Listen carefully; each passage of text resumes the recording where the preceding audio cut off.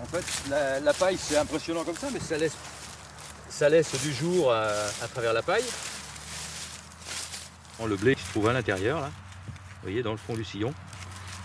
Et il va passer à travers la paille. Là, c'est pareil. Là, vous écartez la paille, hop, le blé est dessous. Toute la matière organique, dans la nature, elle se décompose, hein, comme dans le bois à côté, dans la forêt. Hein, elle se décompose sur la surface du sol.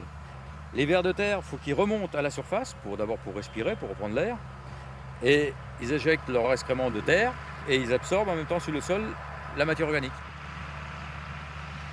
C'est vrai que dans un mois, toutes ces feuilles-là, toutes les feuilles, c'est la matière organique qui est assez fine, toutes ces feuilles vont faire déjà une première décomposition rapide et qui vont laisser de l'air au blé pour sortir, pour avoir la lumière, qui vont y laisser de la lumière. Dans un mois, ça va être, le champ va déjà avoir un autre aspect que celui-ci.